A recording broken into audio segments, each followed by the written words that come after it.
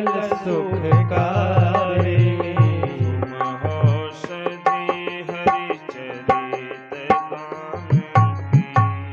सुमहोषधि हरिचरित गान की।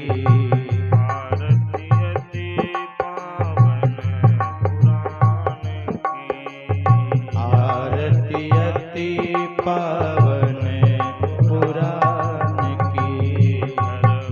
आरती अति पावन पुराण की। धर्म भक्ति विज्ञान खान की। विषय विलास विमोह विनाशनी। विषय विलास विमोह विनाशिनी। विमल विराग विवेक विकासनी। विमल विराग विवेक विनाशिनी। भगवत तत्व रहस्य प्रकाशनी। भगवत तत्व रहस्य प्रकाशिनी। परम ज्योति परमात्म ज्ञान की। परम ज्योति परमात्म ज्ञान की। आरती अति पावन पुराण की। आरती अति पावन पुराण की। धर्म भक्ति विज्ञान खान की। धर्म भक्ति विज्ञान खान की। परमहंस मुनि मन उल्लासनी। परमहंस मुनि मन उल्लासिनी। रसिक हृदय रस रास विलासिनी। रसिक हृदय रस रास विलासिनी। भोक्ति मोक्ति रति प्रेम सुदासिनी। भुक्ति मुक्ति रति प्रेम सुदासिनी।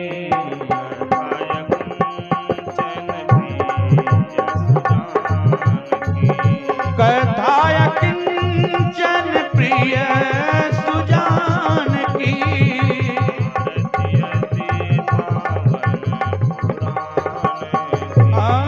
आरती अति पावन पुराण की।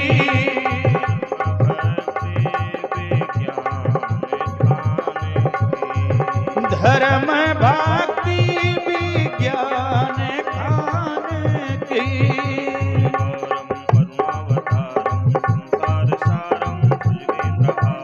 सदा वसन्तं हृदयारविन्दे भवं भवानी सहितं नमामि।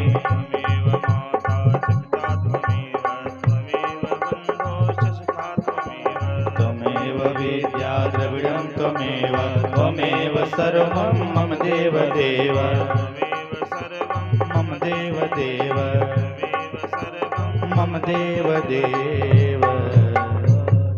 ओम जलेन शीतलीकरणं पुष्पाः देवाधिवन्दनं। यही तीन बारी से चले। शीतले तुम जगत माता, शीतले तुम जगत पिता, शीतले तुम जगत धात्रे, शीतलायै नमो नमः। हस्तो प्रक्षालनम। अपना हाथ धुल लीजिए।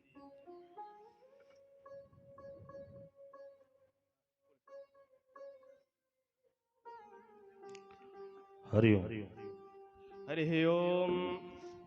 यज्ञेन यज्ञमयजन्त देवास्तानि धर्माणि प्रथमान्यासन्नाते हनाकं महिमानः सचन्त चित्रपूर्वे साध्याः सन्ति देवाः।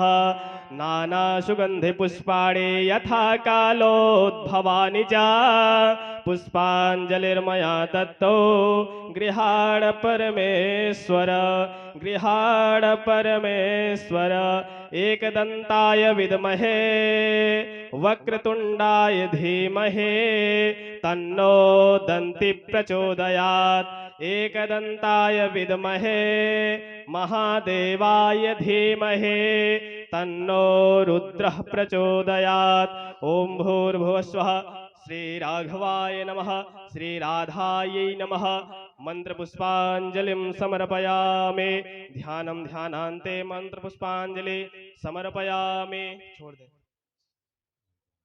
प्रेम से बोलिए श्रीमद्भागवत महापुराण की जय।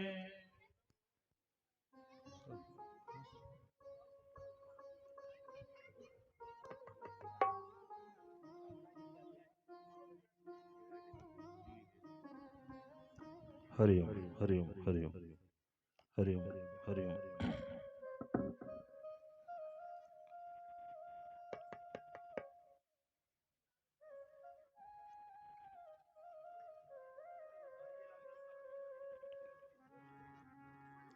हरि ओम।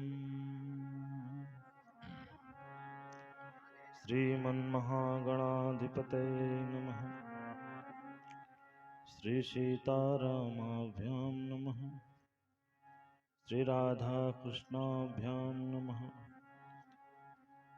ओं हनुमते नमः। ओं व्यासाय नमः। ओं शुकाय नमः। श्रीमद्गुरु शरणकमलेभ्यो नमः। सीतानाथ समारंभां श्रीरामानन्दार्य मध्यमाम् अस्मदाचार्यपर्यन्तां वन्दे श्रीगुरुपरम्पराम्। वर्णानामर्थसङ्घानां रसानां छन्दसामपि मङ्गलानां च कर्तारो वन्दे वाणी विनायको। वन्दे विदेहतनया पदपुण्डरीकं कैशोरसौरभसमाहृदयोगचित्तम् हन्तुं प्रतापमनिशं मुनिहंससेव्यं सन्मानशालपरपेतपरागपुञ्जम् दुर्वादलद्युतितनुं तरुणाब्जनेत्रं हेमाम्बरम्बरविभूषणभूषिताङ्गं कन्दर्पकोटिकमनीकिशोरमूर्तिं पूर्तिं मनोरथभुवां भज जानकीशम्। यत्र यत्र रघुनाथकीर्तनं तत्र तत्र कृतमस्तकाञ्जलिं बाष्पवारि परिपूर्णलोचनं मारुतिं नमत राक्षसान्तकम्। कृष्णाय वासुदेवाय हरये परमात्मने प्रणतक्लेशनाशाय गोविन्दाय नमो नमः। वसुदेवसुतं देवं कंसचारूणमर्दनं देवकी परमानन्दं कृष्णं वन्दे जगद्गुरुं। गङ्गातरङ्गरमणीयजटाकलापं गौरीनिरन्तरविभूषितवां भागं नारायणप्रियमनङ्गमदापहारं वाराणसीनाथपुरपतिं भज विश्वनाथम्। श्रीगुरुचरणसरोजरजनिजमनमुकुरसुधारि वरणौ रघुवर विमल यश जोदायक फलचार। श्री तुलसीदास जी के पद कमल बारंबार मनाए गुण गावों सिया राम के हनुमत होहूँ सहाय। लेत सदा सुध दीन की सहज दया के धाम जननी जनक सब जीव के प्रभु श्री सीताराम। जय जय श्री राधा रमन जय जय नवल किशोर जय गोपी चित चोर प्रभु जय जय माखन चोर। श्री राधा मेरी स्वामिनी मैं राधा को दास जन्म जन्म मोहि दीजियो श्री वृंदावन को श्री राम कथा रस रसिक प्रभु तेज पुंज मति धीर आय सुवासन दीजिए चौकी हनुमत वीर। श्यावर रामचंद्र भगवान की जय। श्रीमद् भागवत महापुराण की जय। श्री राधा कृष्ण भगवान की जय। श्री हनुमान जी महाराज की जय। श्री उमापति महादेव की जय। पवन सुत हनुमान जी महाराज की जय। सब संतन की जय। श्री सतगुरुदेव भगवान की जय। व्यास भगवान की जय। सुखदेव भगवान की जय। जय जय सीताराम जय जय श्री राधे श्याम नमः पार्वती पते हर हर महादेव। अनंतानंत पूज्य ब्रह्मांड अधिनायक सर्वेश जगन्नियंता असृण शरण करुणा निधान पतित पावन भगवान श्याम सुंदर श्री राधा कृष्ण की कमलवत चरण चंचरी के भक्त भाव गुण मुद मंगलमय संत समाज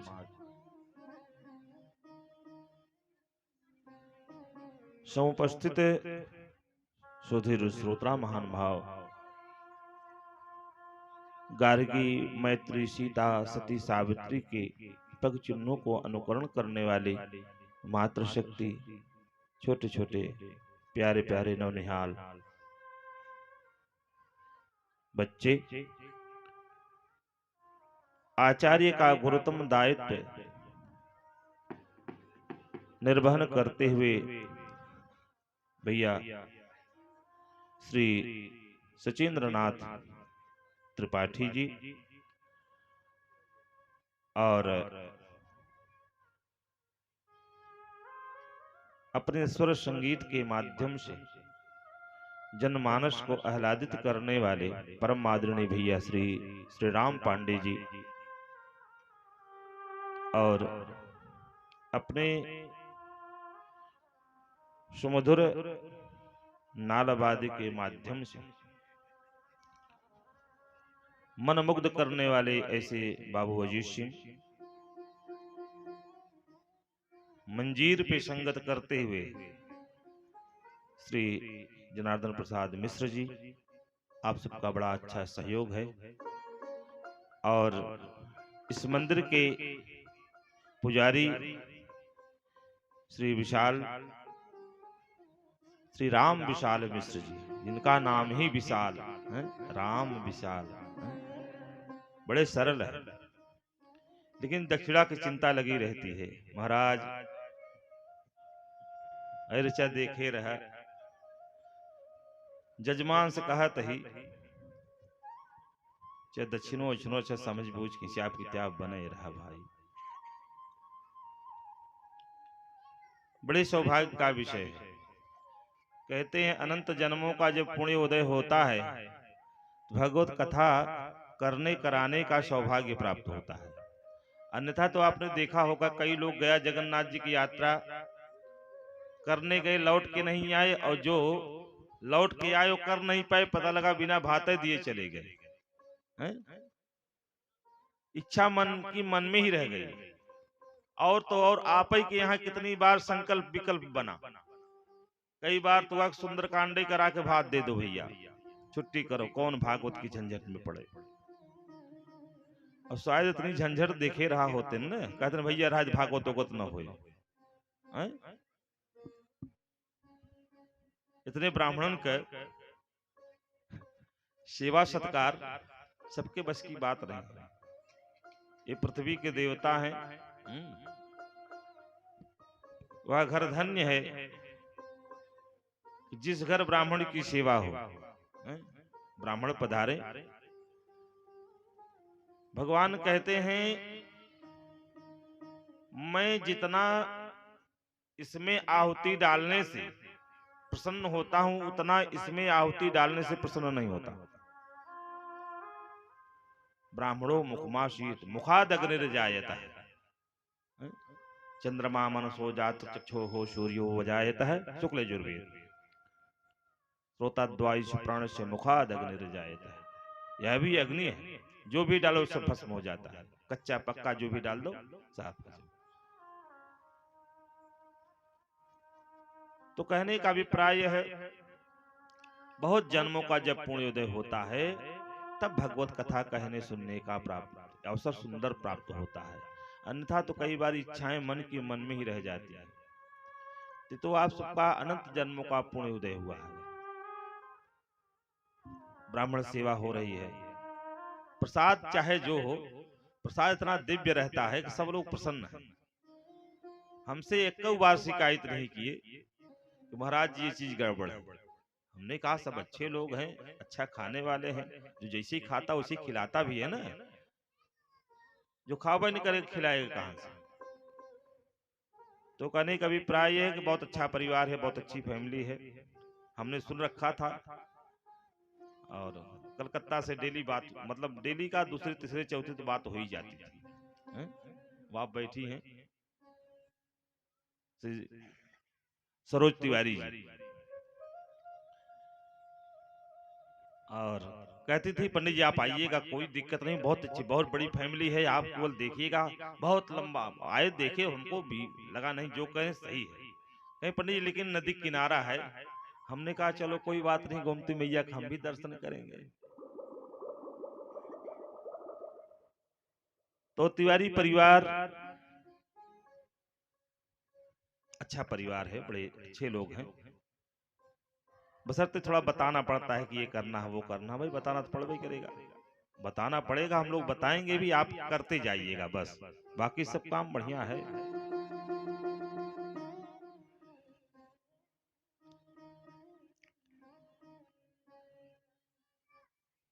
तिवारी जी के परिवार के सौजन्य से, सबके सहयोग से यह दिव्य अनुष्ठान चल रहा है। आइए उसी मंजुल परंपरा का हम सब निर्वहन करें, जिसका निर्वहन करते हुए सदियों से हमारे मनुष्यों ने किया है। पहले भगवान नाम संकीर्तन, तदोपरांत फिर भगवत कथा में अपने तन मन को अवगाहन करेंगे।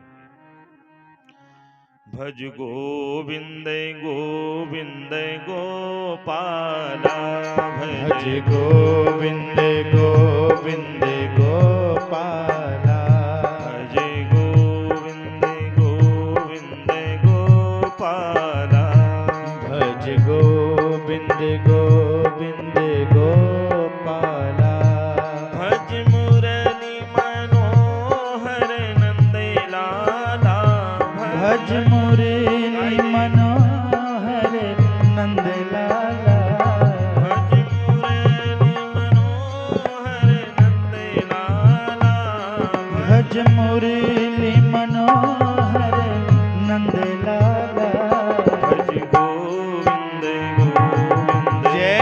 गोपाला, भज गोविंद गोविंद गोपाला, भज गोविंद हरि बोल। गोविंद गोपाला, भज गोविंद गोविंद गोपाला, मुरली मनोहर नंद लाला, भज मुरली मनोहर नंद लाला, भज गोविंद गोविंद गोपाला, भज गोविंद गोविंद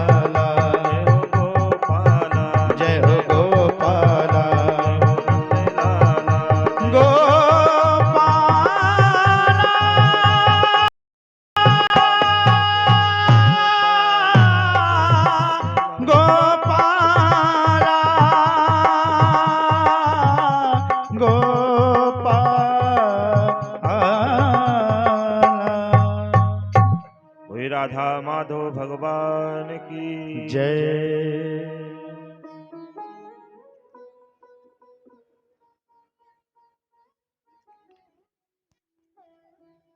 श्रीमद् भागवत महापुराण के अंतर्गत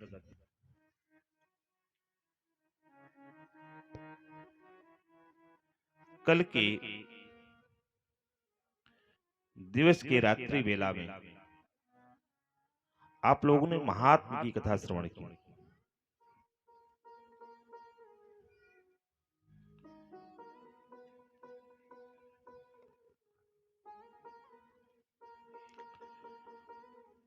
कहते हैं भागवत जी की कथा चाहे जैसे भी आप सुनो,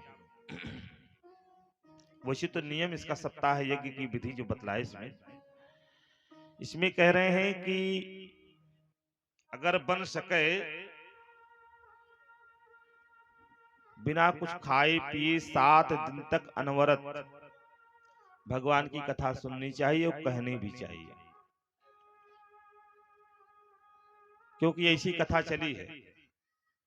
सुखदेव भगवान 7 दिन तक अनवरत बैठे रहे एक आसन पे और महाराज परीक्षित सुनते रहे, न भूख लगी न प्यास लगी।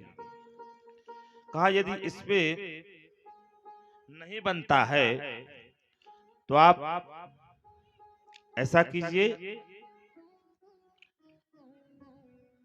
घी पी करके भागवत जी की कथा कहो और सुनो।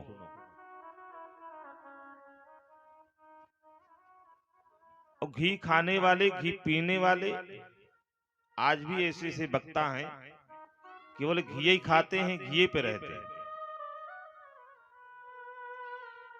हमने देखा है अपनी आंखों, हमारे जो गुरुदेव भगवान हैं आज भी हैं, एक दिन में आधा किलो घी खा जाते थे।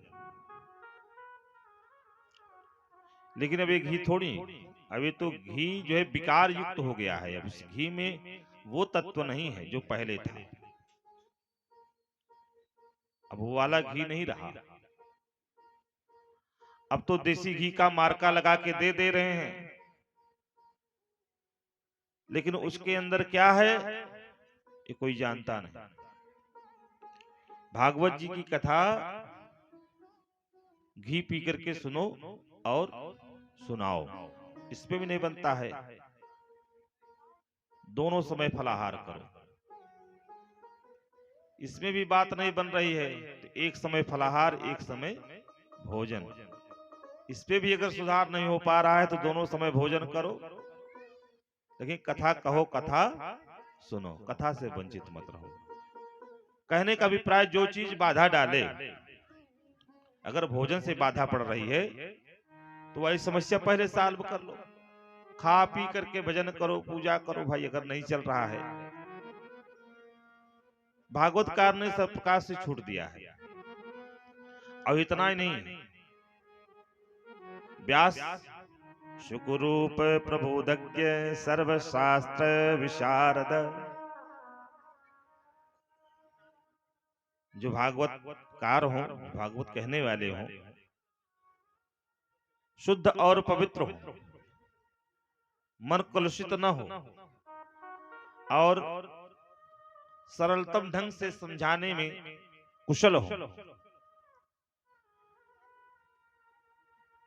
यहां तक कह रहे हैं कि हर प्रकार से समस्त शास्त्रों में विशारद हासिल हो।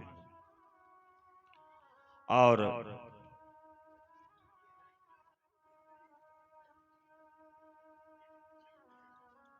इस प्रकार अनवरत 7 दिन तक इस कथा को श्रवण करनी चाहिए। बढ़िया सुंदर मुहूर्त दिखवाना चाहिए, अग्निवास ग्रह आहुति देख करके अच्छे समय में, जिसमें किसी प्रकार की बाधा न आवे कथा में। ऐसे समय को, ऐसी तिथि को, ऐसी तारीख को चुनना चाहिए और चुन करके कथा करनी करानी चाहिए। और इसके बाद देवर्षि नारद जी ने सप्ताह यज्ञ की विधि सुनी, क्योंकि पूछा कहाँ सुना, कैसे सुना, ये सब जब बताया, कह रहे हैं वैसे तो यह भागवत जी की कथा बड़ी दिव्य है, इसमें रस ही रस है, न इसमें छिलका है न गुठली है। निगम कल्पतरोर गलितम फलम, कैसा फल है? निगम वेद रूपी कल्प वृक्ष का यह पका हुआ फल है। निगम कल्पतरोर गलितम फलम, इतना पका है कि इसमें छिलका गुठली कुछ नहीं, न छिलका है न गुठली, केवल रस ही रस है। निगम कल्पतरोर गलितम फलम शुकमुखाद मृतद्रव संयुतम पीबत भागवतम, पीने के लिए कह रहे हैं। भागवतकार ने क्या कहा? पीबत भागवतम रसमालयम, यह द्रव जो है, जो रस है, इसको पीने के लिए कह रहे हैं। तो मुख से पिया जाएगा? नहीं, कानों से पिया जाएगा।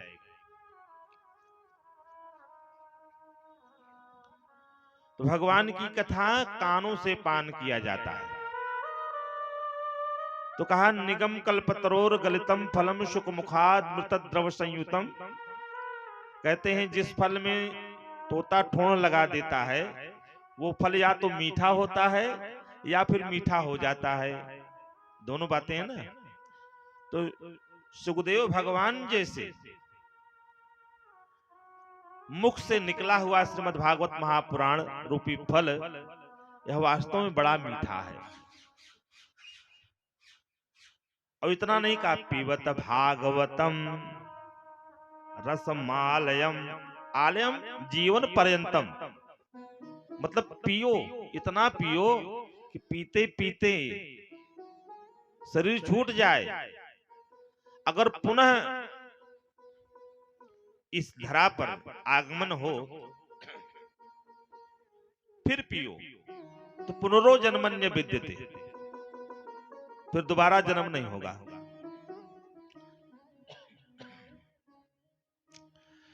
इस प्रकार दो लोगों को बुलाया,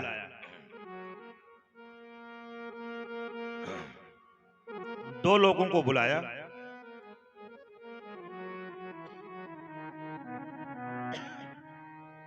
दो लोगों को बुलाया, वैसे सारे लोग हैं, लेकिन बुलाया दो ही लोगों को, रसिकों को, भावुकों को।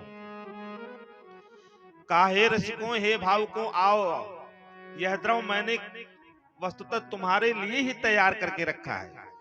उसे सभी लोग, अच्छा भाई, जिसको इच्छा नहीं होगी, भूख नहीं होगी, उसको अगर भोजन कराओगे, चाहे कितना बढ़िया भोजन हो, नहीं करेगा, स्वाद नहीं मिलेगा, नहीं खाएगा वो। भोजन तो अच्छा तब लगता है जब भूख लगी हो, पानी तब अच्छा लगता है जब प्यास लगी हो, और प्यास नहीं है, भूख नहीं है, तो कितना बढ़िया पदार्थ बना करके रखो, नहीं ग्रहण करेगा। चाहे अमृत ही डाल करके रखो, प्यास नहीं है तो नहीं पिएगा। तो कहा दो लोगों को, हे रसिकों, हे भावुकों, आओ, मैंने यह द्रव तुम्हारे लिए ही तैयार करके रखा है। मुहुर्हु रसिका भुवि भावुका, और महामुनि व्यास जी ने श्रीमद् भागवत महापुराण की रचना की है। इसमें निष्कपट निष्काम परम धर्म का निरूपण है। इसमें शुद्धांत कर्ण सत्पुरुषों के जानने योग्य कल्याणकारी वास्तविक वस्तु का वर्णन है, जिससे तीनों तापों की शांति हो जाती है। श्रीमद् भागवते महामुनि कृते किं वा परेरीश्वरः सज्जो हृदय वरुध्यते अत्र कृतिभिः शुश्रूषुभिः तत्क्षणात्। तो इसमें कह रहे हैं इसका आश्रय लेने पर दूसरे शास्त्र अथवा साधन की आवश्यकता नहीं रहती है। जब कभी पुण्यात्मा पुरुष इसके श्रवण की इच्छा करते हैं तभी ईश्वर उनके हृदय में आकर के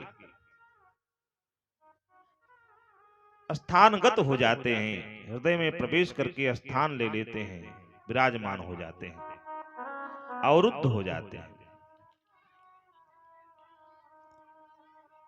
और श्रीमद्भागवत महापुराण की कथा जब प्रारंभ हुई थी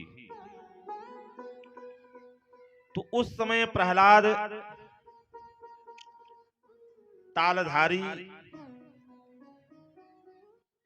देवर्षि नारद जी बीड़ा का वाद्य करते हुए, अर्जुन मृदंग पर थाप देते हुए, सनकादिक कुमार जय जयकार करते हुए, इस प्रकार वक्ता का जो है भाव बढ़ा रहे हैं। यही चाहिए भी। कथा में उद्घोष जय बुलाया जा रहा है तो जय जरूर बोलना चाहिए। कीर्तन हो रहा है ताली बजा करके, बिल्कुल जितना भी जो भी हो, भगवान तो राग नहीं देखते, अनुराग देखते हैं। क्योंकि मीरा जी एक जगह नृत्य कर रही थी, तो नृत्य करते करते थोड़ी सी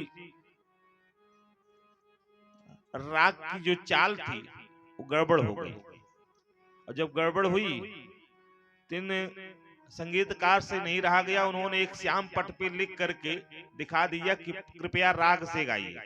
नाचते नाचते मीरा जी की दृष्टि पड़ी और तुरंत मंगा लिया श्याम पट, मंगा करके अपनी आंखों से आज काजल निकाल करके उसी के बीच में कृपया और राग के बीच में अनु लगा दिया, कृपया अनुराग से गाइए। तो भगवान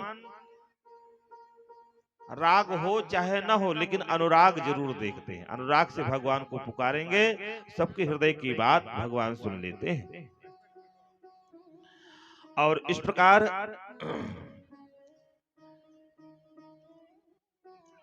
श्रीमद्भागवत महापुराण में 18,000 श्लोक हैं, 335 अध्याय हैं और 12 स्कंध हैं। शुरू में महात्मा है और अंत में महात्मा है। और इधर जो है मंगलाचरण करते हुए नैमिषारण्य क्षेत्र में सूत जी सौनकादि 88,000 महात्माओं को कथा श्रवण पान करा रहे हैं। दिव्यतम दिव्य कथा चल रही है। और यम प्रव्रजंतमनुपेतम पेत कृत्यम द्वैपायनो विरह कातर आजुहाव पुत्रेति तन्मयतया तरवो विने दुष्टम सर्वभूत हृदयम मुनिमान तोष्मि नारायणं नमस्कृत्यं नरं चैव नरोत्तमं देवीं सरस्वतीं व्यासं ततो जयमुदीरयेत्।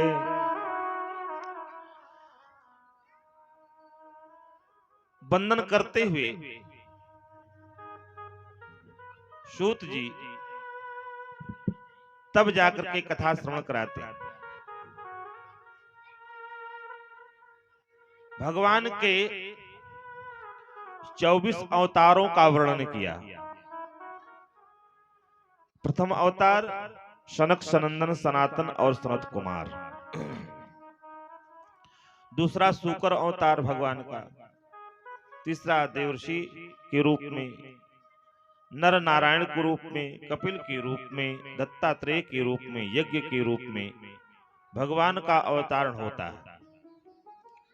ऋषभ के रूप में, कच्छप के रूप में, मोहिनी के रूप में, वामन के रूप में, नरसिंह के रूप में भगवान का अवतार होता है। व्यास के रूप में, परब्रह्म के रूप में, केश के रूप में भगवान का अवतार होता है।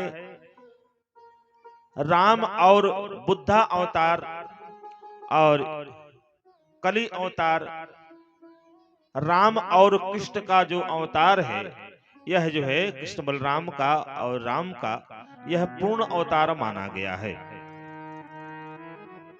भगवान के 24 अवतारों का वर्णन करते हुए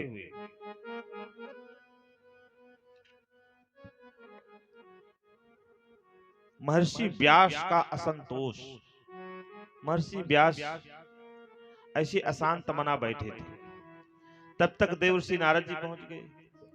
इनका व्यग्र मन देख करके तुरंत पूछा, व्यास जी, हे पराशर नंदन, ये बताइए आप इतने उदास क्यों हैं? कहा, हे देवर्षि, उदासी का कारण मैं भी नहीं समझ पा रहा हूं कि मेरा मन उदास क्यों है। मैंने 4 वेद लिखे, 6 शास्त्र लिखे, 17 पुराण लिखे, लेकिन मेरे चित्त को शांति न मिली। देवर्षि नारद जी ने कहा, व्यास जी, आपको शांति मिलेगी भी तो कैसे मिलेगी? क्योंकि आपने भगवान से परिलक्षित कोई पुराण की रचना की नहीं।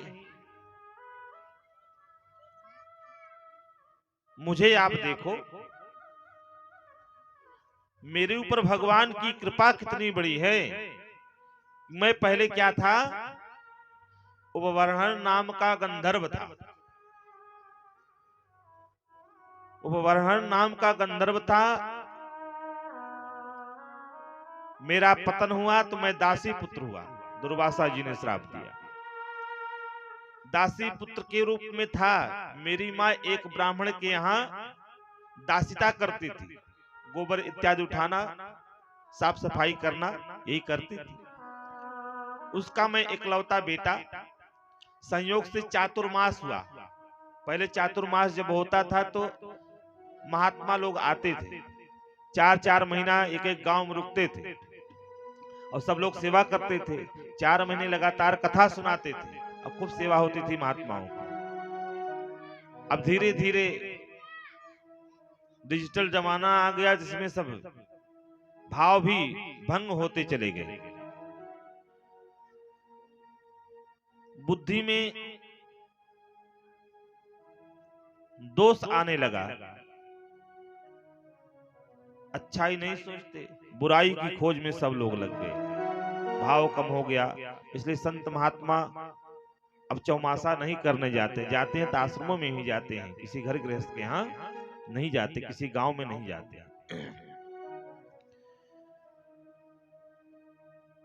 महर्षि व्यास का असंतोष देख करके देवर्षि नारद जी ने बताया कि मैं दासी पुत्र था, मेरी माँ दासिता करती थी। महात्मा लोग आए चौमासा करने के लिए। उसी समय मैं महात्माओं के साथ रहता। महात्मा लोग जो भोजन इत्यादि बनाते, मैं बच्चों के साथ खेलने में नहीं जाता था। मेरी अवस्था बहुत कम थी, 5 वर्ष से भी कम थी। मैं महात्माओं के साथ जाता, उनके साथ बैठता, कथा सत्संग सुनता। धीरे धीरे मन लग गया। महात्मा लोग जब जाने लगे, मैंने भी जिद किया, मैं भी आपके साथ चलूंगा। महात्माओं ने कहा, बेटा अभी तू जाने योग्य नहीं है, क्योंकि तेरी आयु भी बहुत कम है। जब माँ को पता लगा तो माँ ने कहा, नहीं महाराज, यही तो मेरी आंख का, मेरे जीवन का सहारा है, इसे आप ले जाएंगे। मैं क्या करूं, मैं किसके सहारे जीऊंगी? महात्माओं ने कहा, बेटा अभी तुम्हें जाना नहीं है। कहा, नहीं नहीं, मैं तो चलूंगा। बहुत जिद करने के बाद महात्माओं ने मंत्र की दीक्षा दे दी। मंत्र की दीक्षा दी और कहा, जब तेरी मां मर जाएगी तब तू आना। इतना सुनते ही अब मनाने लगे। महात्मा लोग चले गए उत्तर दिशा में। अब ये मनाने लगे कि मेरी मां कब मरे, कब हमको छुट्टी मिले, कब हम जाएं, महात्माओं के साथ साधु बने। संयोग से एक दिन मनाते मनाते माँ जो है गई गाय दोहन करने के लिए, गाय दोहने के लिए। सर्प ने आकर के डस लिया, माँ की मृत्यु हो गई। जब इन्हें पता लगा तो मन ही मन बहुत प्रसन्न हुए। लेकिन बाह्य जगत में इन्होंने दिखाया, कहा नहीं नहीं, बहुत बहुत दुख की बात है, मेरी मां मर गई। अंदर प्रसन्न हुई, मां की अंत्येष्टि करने के बाद फिर जिस दिशा में महात्मा लोग गए थे उसी दिशा में निकल लिए, और उसी दिशा में जाते जाते गर्मी का महीना, भूख प्यास से व्याकुल, जंगल में क्या मिलेगा, पहुंच गए, सरोवर देखा, झरना, गए जल पिए, बहुत घना छायादार वृक्ष था, उस वृक्ष के नीचे जैसे बैठे उसी मंत्र का जप करने लगे और ध्यान लगाए। ध्यान जैसे लगाए, भगवान की वह दिव्य अलौकिक छटा का दर्शन किया, और जब उस अलौकिक छटा का दर्शन किया तो मन उनमें जो है इतना लिप्त हो गया कि रूप रस का पान कर रहा था। तब तक कुछ क्षण के बाद वह झांकी भगवान ने खींच लिया, और झांकी खींचने के बाद देवर्षि नारद जी व्याकुल हो गए, बार बार गाते हैं, लेकिन मन जो है लगता नहीं, वो स्वरूप आता नहीं। जब स्वरूप नहीं आता तो बहुत विह्वल, बहुत व्याकुल हुए। इनकी व्याकुलता देख करके ऊपर से आकाशवाणी हुई, आकाशवाणी हुई। आकाशवाणी सुनने के बाद कहा, बेटा जिस स्वरूप को तुम बार बार देखने का प्रयास कर रहे हो अब तुम्हें नहीं दिखाई देगा। कहा आखिर क्यों? कहा इसलिए कि अब जो है तो मैंने तुम्हारे अंदर एक अपने प्रति अत्यधिक लगाव बढ़ाने के लिए, प्रेम बढ़ाने के लिए, अपने प्रति निष्ठा बढ़ाने के लिए मैंने तुम्हें इस अलौकिक छटा का दर्शन कराया, और अब तुम इस कल्प में नहीं, इस जन्म में नहीं, अगले कल्प में, आने वाले कल्प में तुम मेरा दर्शन पाओगे।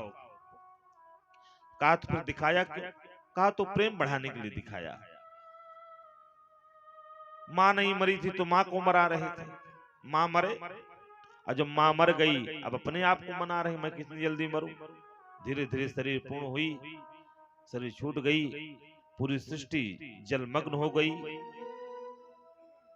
ये भी ब्रह्मा जी के मुख में, सबके से जितनी जीवात्माएं थी सब ब्रह्मा जी के मुख में प्रवेश की, और ब्रह्मा जी के मुख में प्रवेश करने के बाद जब अंत में सृष्टि की रचना प्रारंभ की ब्रह्मा जी ने, तो मानस पुत्र के रूप में देवर्षि नारद जी को उत्पन्न किया, और भगवान ने वीणा प्रदान किया। देवदत्ता मिमां वीणां स्वर ब्रह्म विभूषितां मूर्छयित्वा हरिकथां गायमानश्चराम्यहम्।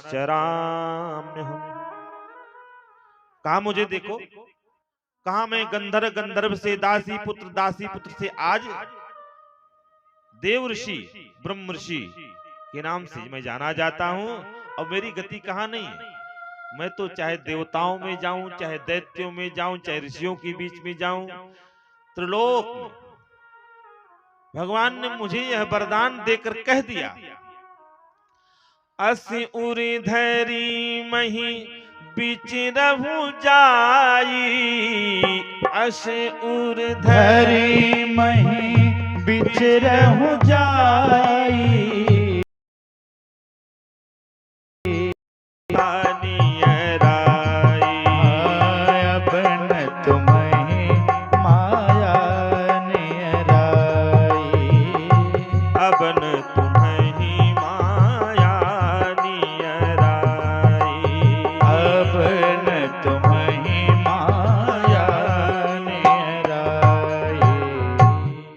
भगवान ने मुझे दे दिया। देवदत्ताम प्रदाम वीणाम, देवदत्ताम माम वीणाम, वीणा प्रदान करके कहा मेरा गुणगान करो, सर्वत्र विचरण करो, अब तुम्हें कोई रोकने वाला नहीं है। श्रीमन नारायण नारायण नारायण, श्रीमन नारायण नारायण नारायण, श्रीमन नारायण नारायण नारायण, श्रीमन नारायण नारायण नारायण, श्रीमन नारायण नारायण नारायण, श्रीमन नारायण नारायण नारायण, भजमन नारायण जय हो। नारायण नारायण, भजमन नारायण नारायण नारायण, भजमन नारायण नारायण नारायण, भजमन नारायण नारायण नारायण, श्रीमन नारायण श्रीमन नारायण श्रीमन नारायण श्रीमन नारायण श्रीमन नारायण नारायण नारायण, श्रीमन नारायण नारायण नारायण, भजमन नारायण जय हो। नारायण नारायण, भजमन नारायण नारायण नारायण, नारायण नारायण नारायण, श्रीमन नारायण नारायण नारायण, श्रीमन नारायण श्रीमन नारायण भजमन नारायण भजमन नारायण भजमन नारायण भजमन नारायण, श्रीमन नारायण श्रीमन नारायण श्रीमन नारायण श्रीमन नारायण, भजमन नारायण भजमन नारायण श्रीमन नारायण श्रीमन नारायण श्रीमन नारायण श्रीमन नारायण श्रीमन नारायण श्रीमन नारायण श्रीमन श्रीमन नारायण नारायण श्रीमन नारायण श्रीमन नारायण श्रीमन नारायण श्रीमन नारायण श्रीमन नारायण श्रीमन नारायण श्रीमन नारायण श्रीमन नारायण श्रीमन नारायण श्रीमन नारायण श्रीमन नारायण श्रीमन नारायण भजमन नारायण भजमन नारायण भजमन नारायण भजमन नारायण, जय जय श्री राधे। बोली श्रीमद् भागवत महापुराण की जय। इस प्रकार देवश्री नारद जी ने वेद व्यास जी की अशांति को नष्ट किया और कहा अभी तक जो आपने लिखा, कहा मुझे देखो,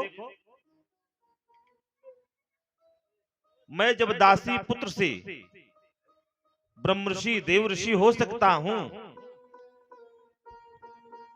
तो तुम्हारी अशांति क्यों नहीं नष्ट हो सकती।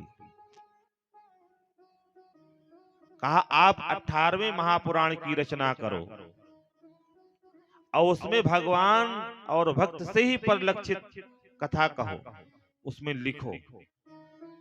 कहा लिखेगा कौन। कहा सबसे पूछे जिसके पास जाएं, सब अपनी असमर्थता व्यक्त कर दें। गणेश भगवान के पास पहुंचे। गणेश भगवान के पास जब पहुंचे, गणेश भगवान से निवेदन किया। गणेश भगवान ने कहा मैं तो लिखूंगा, लेकिन एक शर्त पे।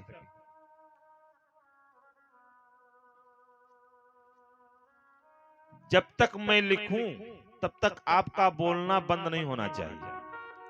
आप जब तक बोलेंगे तब तक मैं लिखूंगा। आपका बोलना बंद कि मेरी लेखनी बंद हो जाएगी, और जब बंद हो गई फिर लिखूंगा भी नहीं। व्यास जी ने कहा आपकी है शर्त, मुझे स्वीकार है, लेकिन एक बात का ध्यान देना है आपको। मैं क्या बोल रहा हूं, क्या कह रहा हूं, उसको खूब समझ बूझ करके आपको लिखना है। गणेश जी ने कहा ठीक है। व्यास जी को जब संध्या वंदन करना होता ना, ऐसा क्लिष्ट श्लोक बोल देते, गणेश जी को समझने में पता लगा पूरा समय निकल गया इनकी संध्या वंदन का। उसको समझने में, सोचने में, विचारने में काफी टाइम लग जाता लिखने में उसको। तब तक इधर व्यास जी जाते, स्नान करके अपनी संध्या वंदन करके पुनः लौट आते। इस प्रकार श्रीमद् भागवत महापुराण की रचना की। अच्छा, रच तो दिया, लेकिन दिया किसको जाए? कोई सुयोग्य पात्र हो। तब तक याद आया, अरे वो अपना ही पुत्र है, उसे ही हम दे सकते, लेकिन वो तो वन में गया है, कैसे क्या करूं? अपने कुछ शिष्यों को तैयार करके व्यास जी ने 2-4 श्लोक रटा करके भेजा उस जंगल में। और ये सब शिष्य जा करके जगह जगह वह श्लोक रटना प्रारंभ कर दिए।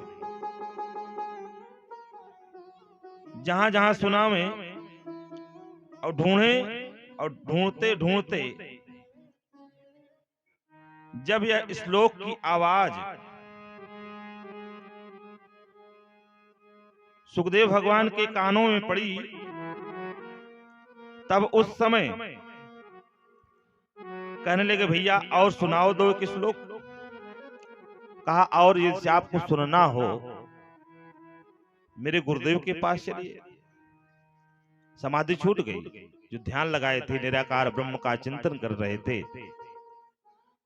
भगवान हाथ में बंसी लिए हुए, एक तरफ श्रृंगी दबाए हुए, बड़ा सरल स्वभाव, पूतना बाल घातनी को भी मात्रोचित गति प्रदान करने वाले ऐसे नंदनंदन जो कि आई थी जहर पिलाने के उद्देश्य से। कम्वा दयालु शरणम ब्रजेम, ऐसे नंदनंदन भगवान श्री कृष्ण का स्वभाव गुण जान करके सुखदेव भगवान रिझ गए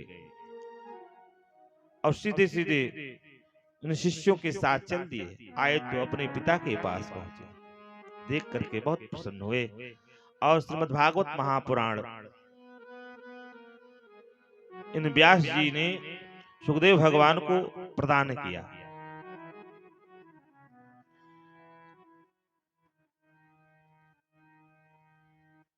ब्रह्म नदी सरस्वती के पश्चिम तट पर सम्यक प्रास नामक एक आश्रम है। वहां ऋषियों के यज्ञ सतत चलते रहते हैं। वहीं व्यास जी का अपना आश्रम है। उसके चारों ओर बेर का वन है। उस आश्रम में बैठकर उन्होंने अपना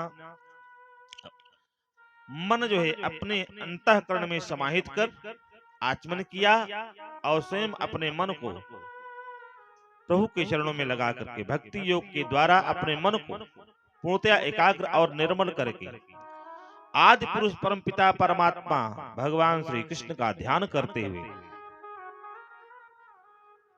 फिर कथा को प्रारंभ करते हैं। यहीं पे लिखते हैं,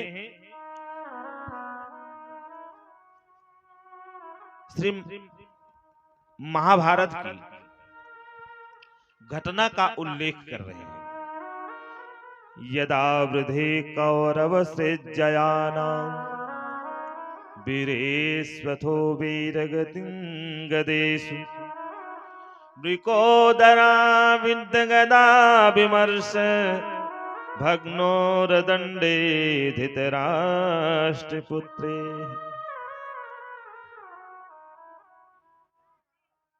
महाभारत का युद्ध समाप्त हो चुका है और